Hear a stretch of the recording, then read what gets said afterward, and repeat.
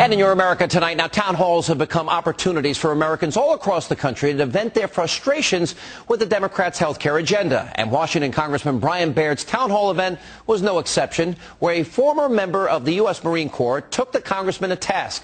Let's take a look. Like you, I did swear an oath to defend my Constitution against all enemies, foreign and domestic. Yeah.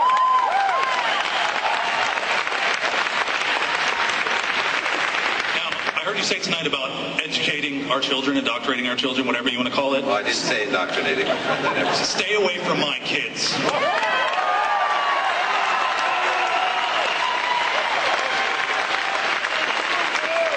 also heard you say that you're going to let us keep our health insurance. Well, thank you.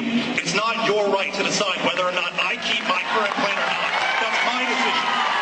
What I want to know is, as a Marine, as a disabled veteran that served this country, I have kept my oath. Do you ever intend to keep yours?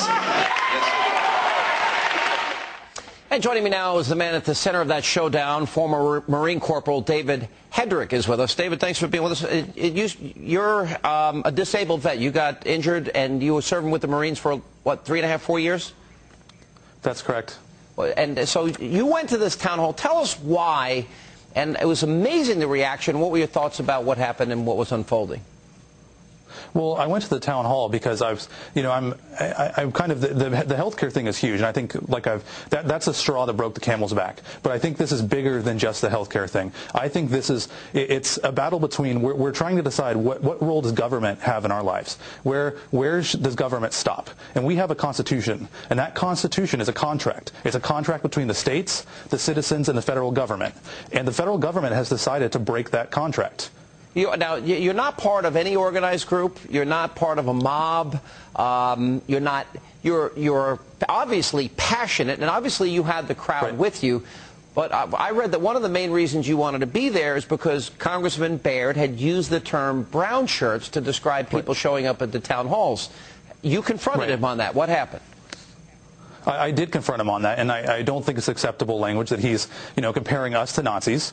And it's Pelosi did this, he did this. Now he's compared us to McVeigh and talked about bombings there. And basically, I called him on it. I said, you know what? If you want to call us Nazis, let's look at the Nazi doctrine. Let's look at National Socialism. And what is National Socialism? Since you let the cat out of the bag, we'll talk about it. National Socialism is very much what we see today in this administration. It's a policy almost line for line. It's the same economic policy. It's the same political policy. And so if they want to talk about Nazis, then they better be careful about that conversation, because they might find that the swastika is on their own arm. All right. Now, when you went there, and obviously you had the crowd behind you, and the congressman seemed uneasy, he didn't really give a full apology for that statement.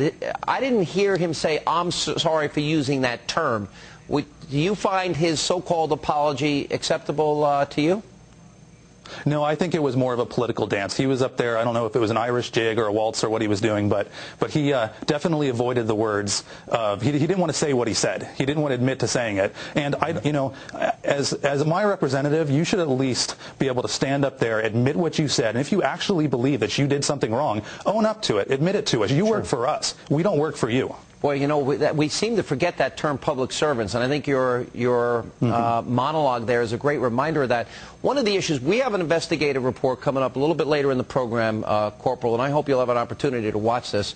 And the story broke in the Wall Street Journal last week. There was a 52-page book entitled Your Life, Your Choices, published in 1997, that literally was given to VA hospitals and nursing homes around the country.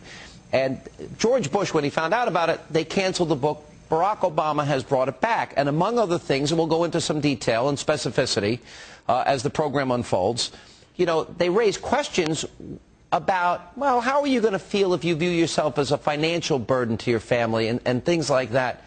And I'm thinking, these are the 20-some-odd million veterans that served this country and defended our freedom. Is that part of your concern, that this is not being discussed?